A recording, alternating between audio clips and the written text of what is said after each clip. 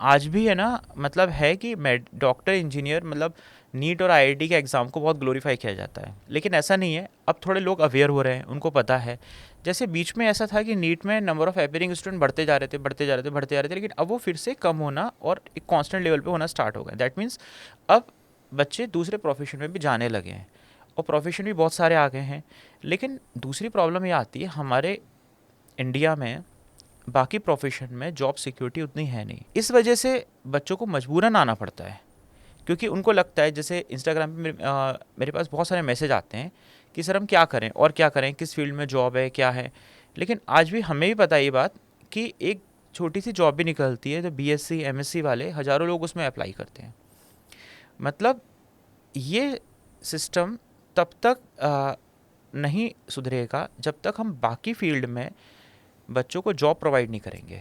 मतलब जब तक जॉब नहीं होगी बाकी फील्ड में, आज एमएससी मान लो किसी ने करी, एम फार्मा करा, यदि उसके पास जॉब के बहुत सारे ऑप्शन हैं तो उसको कोई टेंशन ही नहीं है। वो ये सोचेगा कि मान लो नीट में नहीं हुआ, यदि मैंने आईआईटी नहीं करी तो मैं इस फील्ड में चला जाता हूँ, क्योंकि बाकी फील्ड में कंपटीशन इतना ज़्यादा है।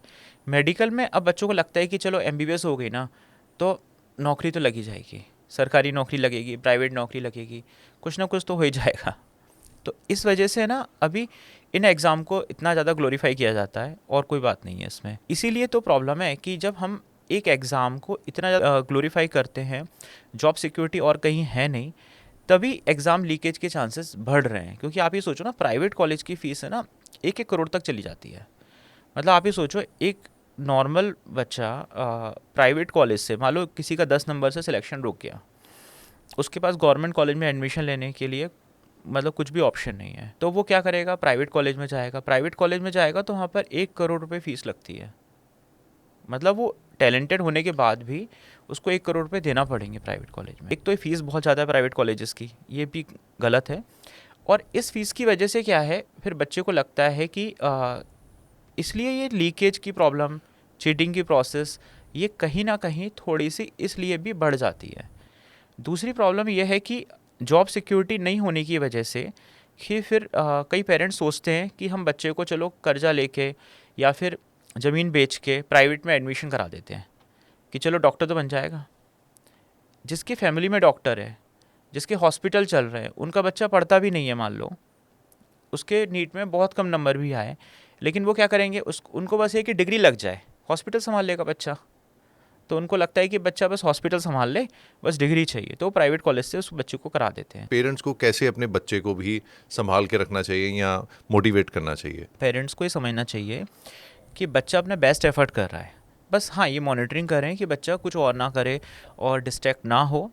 बच्चे ने अपनी तरफ से अपना बेस्ट ट्राई करा, अपना सब कुछ बेस्ट करा, उसके बाद यदि रिज़ल्ट आया बहुत अच्छी बात है, और जो भी आया, कम भी आया, तो उसको एक्सेप्ट करना चाहिए।